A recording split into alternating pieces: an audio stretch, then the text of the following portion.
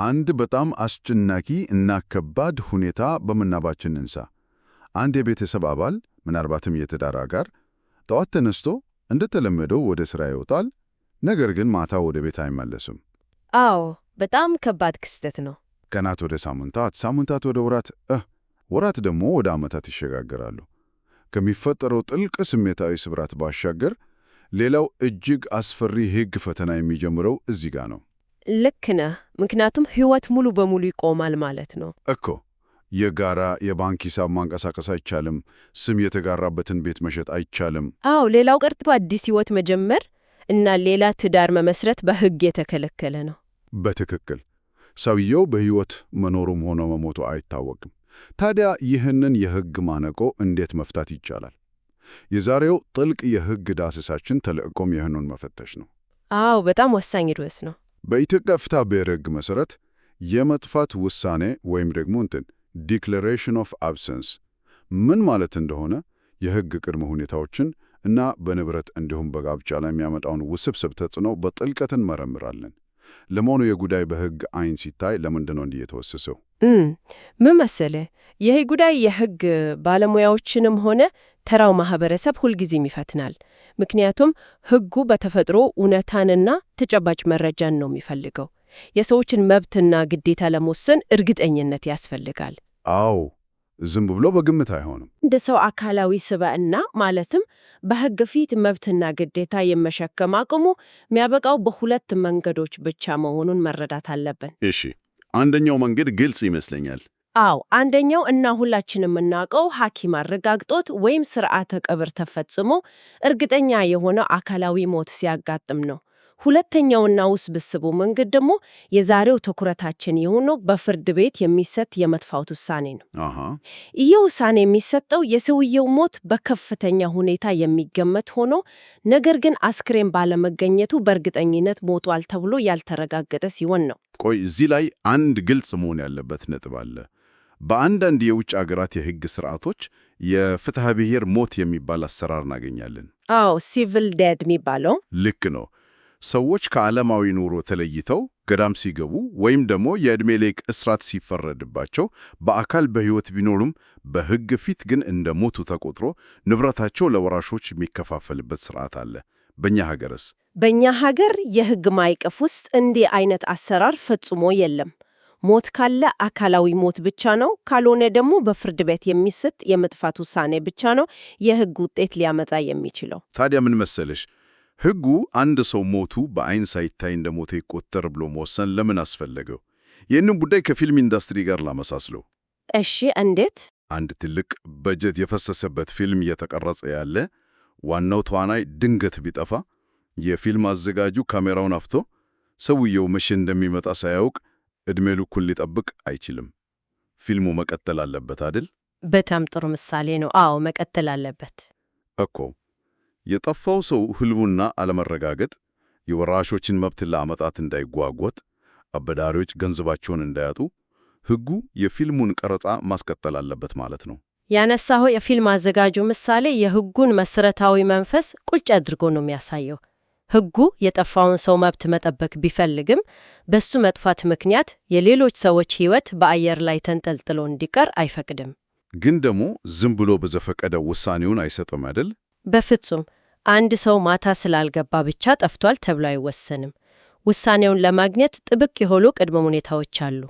የመጀመሪያው ግለሰቡ ከነበረበት የመኖሪያ ስፍራ መጥፋቱ በተጨባጭ መረጋገጥ አለበት። እሺ፣ ይሄ አንደኛው ነው። ሁለተኛውስ? ሁለተኛውና ዋናው ደግሞ ከጠፋበትና የመጨረሻ ዜና ከተሰማበት ጊዜ ጀምሮ ቢያንስ ለ2 ዓመታት ምንም አይነት መረጃ ማለትም ስልክም ሆነ ደብዳቤ ሊገኝ አይገባም። ዋው! 2 ዓመት ሙሉ ምንም ዜና ከየለም ማለት ነው? አዎ። እነዚህ 2 መስፈርቶች ከተሟሉ መብቱ የተነካበት ወይም ማንኛውም ጥቅም ያለው ወገን ማመልከቻ ለፍርድ ቤት ማቅረብ ይችላል። ጥቅም ያለው ማንኛውም ወገን ስንል የቅርብ ቤተሰብ ወይም ወራሽ ብቻ ሳይሆን አበዳሪም ሊሆን ይችላል ማለት ነው? ልክ ነው። አልፎ ተርፎም በጋራ ንብረት ያፈራ የንግድ አጋርም ማመልከት ይችላል።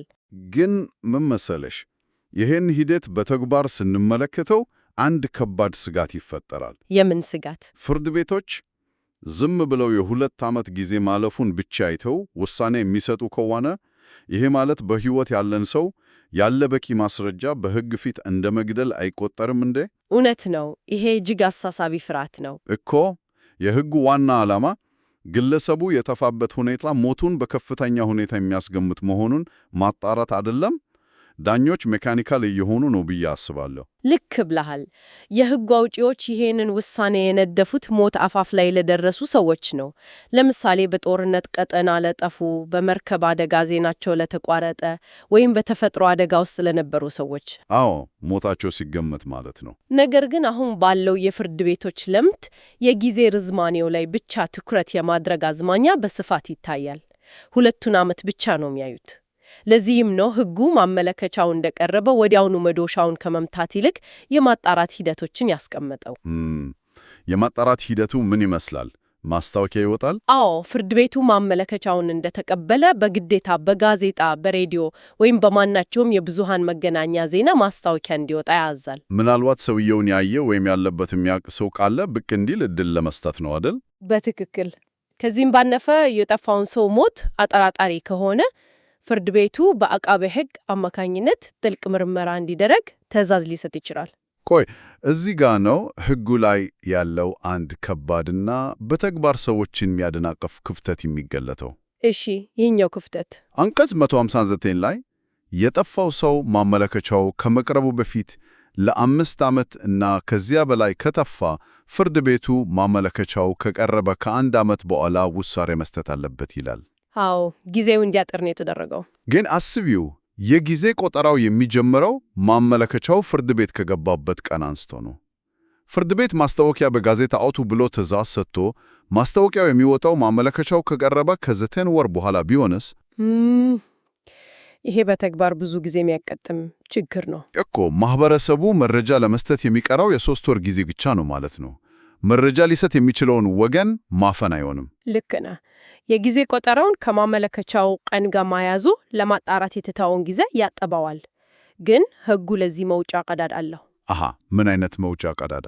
በአንቀጽ 158 መሰረት ፍርድ ቤቱ ሁኔታውን ገምግሞ ማስታወቂያው መዘግየቱን ካመነበት ውሳኔ መስጠቱን ለተጨማሪ 1 ዓመት ማዘግየት ይችላል። ኦ፣ አሪፍ ነው። ይሄ ሚዛኑን ይጠብቃል። እሺ፣ አሁን ከፍርድ ቤቱ ሂደት ወጥተን ወደ ውጤቱ እንለፍ። ይሄ ማህተም ያረፈበት የመጥፋት ውሳኔ በእጅ ከገባ በኋላ ተጨባጭ መዘዙ ምንድን ነው? ሰውየው በሕግ ፊት እንደሞተ ይቆጠራል? ሙሉ በሙሉ ውሳኔው የመጨረሻ ሲሆን እና የይግባኝ የማይባልበት ደረጃ ላይ ሲደርስ ግለሰቡ የመጨረሻ ዜናው ከተሰማበት ቀን ጀምሮ እንደሞተ ይቆጠራል። ልክ አስክሬን ተገኝቶ ቀብር እንደተፈጸመ ሰው ማለት ነው። በትክክል። ለምሳሌ ይህ ግለሰብ የሕይወት ኢንሹራንስ ቢኖረው ተጠቃሚዎቹ የሞት ማስረጃ እንደያዙ ተቆጥሮ ካሳቸውን መጠየቅ ይችላሉ። ወራሾቹም የውርስ ንብረታቸውን ማከፋፈል ይችላሉ። በሰበር ችሎት የተረጋገጠ ጉዳይ አይደል? አዎ፣ የሰበር ሰሚ ችሎት በመዝገብ ቁጥር 132208 ላይ ይህንኑ አረጋግጧል። በሰውየው ሞት ምክንያት ሊገኙ የሚችሉ መብቶች በሙሉ ተፈጻሚነት ይኖራቸዋል። በአንጻሩ ደግሞ ግለሰቡ በሕይወት መኖሩ ላይ ብቻ የተመሰረቱ ግዴታዎች ያበቃሉ። ይህንን ይበልጥ ግልጽ ለማድረግ አንድ ምሳሌ እንውሰድ። አቶ ሀ የተባለ ሰው ሀብቱ በሙሉ ለለ እንዲተላለፍ ኑዛዜ አደረገ እንበል። ግን ይህን ሀብት ሲረከብ ለሀ በየወሩ የተወሰነ ገንዘብ እንዲከፈል ግዴታ ተጣለበት። እሺ፣ አሁን ሀ ድንገት ተፋ እና የመጥፋት ውሳኔ ወጣበት። በዚህ ጊዜ ለክፍያውን ይቀጥላል ወይስ ሀ ሙት ስለሆነ ክፍያው እዚያው ላይ ይቆማል? አሪፍ ጥያቄ ነው። ክፍያው የሃን በሕይወት መኖር የሚፈልግ ግዴታ ስለሆነ ውሳኔው እንደተሰጠ ለወርሃዊ ክፍያውን ሙሉ በሙሉ ማቆም ይችላል። ዋው! ግን ሀ አንድ ቀን ኬትም ብክ ቢልስ? እዚህ ላይ ነው የሕጉ ጥንቃቄ የሚገርመው። ሀ ቢመለስ የተቋረጠበትን ክፍያ ለመክፈል የሚያስችል አስተማማኝ ዋስትና በፍርድ ቤት እንዲያስይዝ ሕጉ ያስገድደዋል። በገንዘብና በንብረት ላይ ዋስትና በማስያዝ የሕግን ክፍተት ማስተካከል ይቻል ይሆናል። ነገር ግን ከቁሳዊው ዓለም ወጥተን ወደ ትዳር ስንመጣ ነገሮች እጅግ ዘገናኝ ይሆናሉ። አዎ፣ የጋብቻ ጉዳይ በጣም ከባድ ነው። ኮምፒውተር ላይ የተፋን ጽሑፍ በአንዱ ማለትም ወደ ኋላ መመለሻ ቁልፍ መመለስ ይቻላል። ጋብቻ ላይ ግን የመጥፋት ውሳኔ ከተሰጠ በኋላ ይህ መመለሻ ቁልፍ የለም አይደል? ፈጽሞ የለም። የመጥፋት ውሳኔ እጅግ ልብ ሰባሪ ከሚሆንባቸው ክፍሎች አንዱ ይሄ ነው። በቤተሰብ ሕግና በፍትሐ ብሔር ሕጉ መሰረት የመጥፋት ውሳኔው የመጨረሻ በሆነበት ዕለት ጋብቻው በሕግ ፊት ይፈርሳል። ሙሉ በሙሉ? አዎ። የሰበር ሰሚ ችሎትም በመዝገብ ቁጥር 74790 ላይ እንዳጸናው ጋብቻዋ እንደከፈረሰ የተፈውሶ በተአምር ተመልሶ ቢመታ እንኳን ያ የፈረሰው ጋብቻ እንደገና ሕይወት ዘርቶ አይጸናም። ቆይ እንዴ! ይህ የሚያስከትለውን ቀውስ በምናባችን እንመልከት። አቶ ኤች እና ወይዘሮ ደብሊው በደስታ የሚኖሩ ባልና ሚስት ናቸው እንበል። አቶ ኤች በድንገት ይጠፋል። ዓመታት ያልፋሉ። ሚስቴው የመጥፋት ውሳኔ ታወጣለች። ጋብቻዬ በሕግ አብቅቷል ብላ ስለምታስብ አዲስ ሕይወት ለመጀመር ሌላ ባል ታጋባለች። ነገር ግን ከጥቂት ዓመታት በኋላ አቶ ኤች ያለምንም ማስጠንቀቂያ በሩን ከፍቶ ተመልሶ መጣ። በጣም ከባድ ፈተና ነው። አሁን ወይዘሮ ደብሊው ምን ትሆናለች? እሷ በሕጉ ተማመና ነው አዲስ ትዳር የመሰረተችው። የቀድሞ ባሏ ተመልሶ ትዳሯን ያፈርስባት ይችላል። ይሄ እኮ ትልቅ የሕግ ወጥመድ ነው። የሕጉ ወጥመድ የሚገለጠው እዚህ ጋር ነው ታውቃለህ። ወይዘሮ ደብሊው አዲሱን ጋብቻውን የመሰረተችው ውሳኔው ጋብቻውን በራሱ ጊዜ አፍርሶታል በሚል እምነት ብቻ ከሆነ አቶ ኤች ሲመለስ ትልቅ የሕግ መብት አለው። ማለት አዲሱን ጋብቻዋን መቃወም ይችላል። በትክክል ሕጉ አቶ ኤች ያለምንም ጥፋቱ መብቱ እንዳይገፈፍ በማሰብ ሲመለስ ሚስቱ ያደረገችውን አዲሱን ጋብቻ መቃወም እና በፍርድ ቤት እንዲፈረስ ማድረግ እንደሚችል ይደነግጋል። ይሄ እጅግ አስገላሚ ነጥብ ነው። ሚስቴው በሕግ መሰረት ነፃ ነኝ ብላ አግብታ የቀደመው ባሏ ሲመለስ ቤተሰቧን ሊበታትነው ይችላል ማለት ነው። ታዲያ ይሄን አሰቃቂ ሁኔታ እንዴት ማስቀረት ይቻላል? ማንም ሰው አዲስ ትዳር መመስረት የለበትም ማለት ነው። መፍትሄ አለው፣ ግን የሕግን ቀዳዳዎች ማወቅን ይጠይቃል። እሺ፣ አብራሪልን። ወይዘሮ ደብሊው ሌላ የሕግ መንገድ መከተል አለባት። የቤተሰብ ሕጉን በመጠቀም የመጥፋት ውሳኔውን እንደ አንድ ከባድ የፍቺ ምክንያት አቅርባ በፍርድ ቤት በይፋ ፍቺ መፈጸም አለባት። አሃ፣ ማለት የመጥፋት ወረቀቱን ይዛ ሄዳ ፍቺ ትጠይቃለች። ልክ ነው። ፍርድ ቤቱ በፍቺ ወረቀት ካረጋገጠችላት በኋላ አዲስ ትዳር ብትመሰረት የጠፋው ባሏ ድንገት ቢመለስ እንኳን አዲሱን ጋብቻውን መቃወም ሆነ ማፍረስ ፈጽሞ አይችልም። ዋው! ይህ ለሕዝብ ሊሰጥ የሚገባ እጅግ ወሳኝ ግንዛቤ ነው። ዝም ብሎ አዋጁን ተመርኩዞ ከማግባት በፍርድ ቤት መፋታት አዲሱን ሕይወት ከከባድ አደጋ ይታደጋል ማለት ነው። አዎ፣ በጣም ወሳኝ እርምጃ ነው። እሺ፣ አሁን ደግሞ ከስሜታዊው የትዳር ትስር ወደ ቁሳዊው ዓለም እንመለስ። ሰውየው መጥፋቱ ታውጆ ጋብቻው ሲያበቃ ትቶት የጠፋው ርስትና ንብረትስ እንዴት ነው የሚተዳደረው? ግለሰቡ ሙት እንደሆነ ስለሚቆጠር የውርስ ስርዓቱ ይከፈታል። የጠፋው ሰው የውርስ ድርሻ ለሌሎች ሕጋዊ ወራሾች ይታለፋል። የጠፋው ሰው ልጆች ካሉትስ? ሕጉ የነሱን መብት ያስጠብቃል። ልጆቹ የአባታቸውን ወይም የእናታቸውን መብት ተክተው ድርሻውን ሙሉ በሙሉ ይወስዳሉ። እሺ፣ ወራሾቹ ንብረቱን ተቀበሉ እንበል። አሁን ንብረቱ የኛ ነው ብሎ ያሻቸውን ማድረግ ይችላሉ? ለምሳሌ ቤቱን ሸጦ መብላት ወይም ደግሞ ለጓደኛቸው በስጦታ መልክ መስጠት ይችላሉ? በፍጹም አይችሉም። ለምን? የነሱ ሆኗል እኮ። እዚህ ላይ ነው የሕጉ ሞራላዊ ጥበብ የሚታየው። ወራሾች ንብረቱን ሲረከቡ የሙሉ ባለቤትነት ስልጣን አይኖራቸውም። ሕጉ መልካም አስተዳዳሪ የሚባል ጽንሰ ሐሳብ ያመጣል። ምን ማለት ነው መልካም አስተዳዳሪ? ወራሾቹ ንብረቱን ሲያስተዳደሩ ልክ እንደ ራሳቸው ንብረት በጥንቃቄ የመንከባከብ ግዴታ አለባቸው። ንብረቱን በነፃ ማስተላለፍ፣ መለገስ ወይም ማባከን አይችሉም። ሌላው ቀርቶ ከንብረቱ የሚገኝ ጥሬ ገንዘብስ? ያንንም ዝም ብሎ ማስቀመጥ አይችሉም። በ3 ወር ጊዜ ውስጥ ጠቃሚ በሆነ የሥራ መስክ ላይ መዋል፣ ባንክ ማስቀመጥ ወይም ኢንቨስት ማድረግ አለባቸው። አሃ፣ ይህን ሁኔታ በአንድ አጭር ምሳሌ ልገልጸው። ወራሾች ንብረቱን ሲቀበሉ እንደ ባለቤት ሳይሆን ልክ አንድ ትልቅ ሆቴል በር ላይ መኪናህን እንድታቆሙለት ቁልፍ እንደምትሰጠው ሰራተኛ መሆን አለባቸው። አዎ፣ ቫሌት ፓርኪንግ እንደምናደርገው ልክ ነው። መኪናውን ነድቶ የተፈቀደለት ቦታ ላይ ያቆመዋል እንጂ ጓደኞቹን አሳፍሮበት ሊዝናና ወይም ለሰው በስጦታ ሊሰጠው አይችልም። እጅግ በጣም ገላጭ ምሳሌ ነው። ሕጉም ፈልገው ይሄ ነው። ሰውየው ቢመለስ ሀብቱ እንዳይባከን ለማድረግ ነው። እሺ፣ አሁን የዚህን ታሪክ የመጨረሻ ምዕራፍ እንመልከት። ፊልሙን እያየን ዋናው ገጸ ባህሪ በሩን ከፍቶ ሲገባ ሁሉንም ነገር አስተካክለን፣ ንብረት አከፋፍለን፣ ጋብቻ ፈትተን ስንጨርስ የጠፋው ሰው ድንገት ብቅ ቢልስ? ይሄ ሲሆን የመጥፋት ውሳኔው ወዲያውኑ ማብቂያ ያገኛል። በረከቱ ኃይሉን ያጣል ማለት ነው። አዎ፣ ውሳኔው ኃይሉን የሚያጣው ሰውየው በአካል ሲመለስ፣ በተወሰነ ጊዜ በሕይወት መኖሩን የሚያረጋግጥ ማስረጃ ሲገኝ፣ ወይም ደግሞ በእርግጥ መሞቱ አስክሬኑ ተገኝቶ ሲረጋገጥ ነው። ታዲያ ሰውየው በሕይወት ሲመለስ ንብረቱን በተመለከተ ትልቅ ክርክር አይነሳም። ወራሾቹ እኮ ይዘውት ነበር። እንዴታ! ወራሾቹ የእኛ ነው ብሎ ይዘውት የነበረውን ሀብት መመለስ ይኖርባቸዋል። ቆይ ምን ያገኛል? መኪናው አርጅቶ ቤቱ ቀለም ለቆ እና ፈርሶ ቢሆንስ ንብረቱ እንዳለ ነው የሚመለስለት ወይስ ወራሾቹ አድሶ ሊሰጡት ይገባል? የሰበር ሰሚ ችሎት ይህንን ጉዳይ አስመልክቶ አስገዳጅ የሕግ ትርጉም ሰጥቶበታል። እሺ ምን ይላል? ሰውየው ሲመለስ ንብረቱን አሁን ባለው ነባራዊ ሁኔታ ነው የሚረከበው። ማለትም በጊዜ ሂደት የሚመጣን የተፈጥሮ የእርጅና ቅናሽ ታግሶ ይቀበላል ማለት ነው። መኪናው ሊያረጅ ይችላል፣ የቤቱ ጣሪያ ሊያፈስ ይችላል። ያንን እንዳለ ተቀብሎ ይወስዳል። ልክ ነው። ወራሾቹ ንብረቱን ሆን ብለው ካላበላሹት በስተቀር የተፈጥሮን እርጅና የመጠገን ግዴታ የለባቸውም። ነገር ግን ንብረቱ በተለያዩ ምክንያቶች ተሽቶ ከሆነስ? አዎ ተሽቶ ቢሆንስ ገንዘቡን ነው የሚወስደው። አዎ፣ በሌላ የሰበር ውሳኔ መሰረት ንብረቱ የተሸጠ ከሆነ የተፋው ሰው የንብረቱን ሽያጭ ገንዘብ ወራሾች እጅ ላይ እስካለ ድረስ የማግኘት ሙሉ መብት አለው። እዚህ ላይ አንድ ጥያቄ አለኝ። የጠፋው ሰው ድርሻ ትልቅ እርሻ ማሳ ቢሆን እና ወራሾቹ ላለፉት 5 ዓመታት እያረሱ እህል ሲሸጡበት ቢቆዩ ወይም ቤቱን ሲያከራዩት ቢቆዩ ይህንን ያገኙትን ትርፍ ሰውየው ሲመለስ ሊጠይቃቸው ይችላል? ይህ የሕጉን ሚዛናዊነትን የምናይበት ሌላው ነጥብ ነው።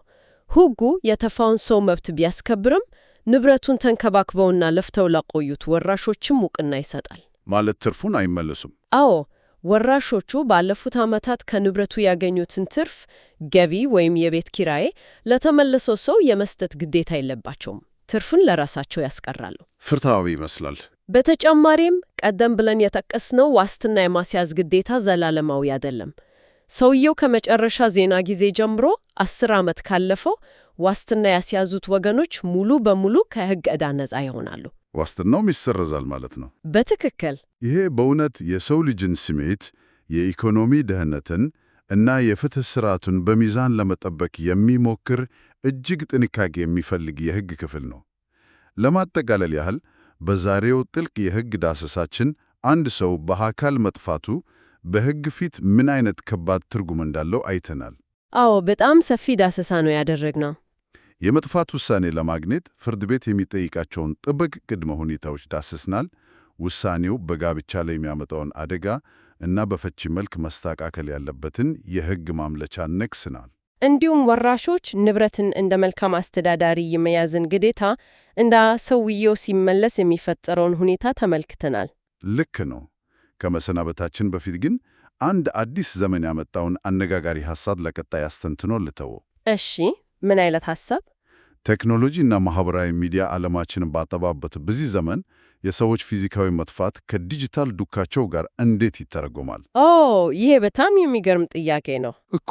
አስቢው፣ አንድ ሰው በአካል ከቤቱ ጠፍቶ ፖሊስ ማግኘት ባይችልም ከዓመታት በኋላ በማህበራዊ ሚዲያ ላይ ዝምድና በሌላቸው ሌሎች ሰዎች ቪዲዮ ወይም ምስል ጀርባ ላይ ድንገት ዘወር ሲል ቢታይ ይህ ዜና እንደተገኘ ተቆጥሮ የ2 ዓመቱን ጊዜ ቆጠራ ያቋርጠዋል ወይ?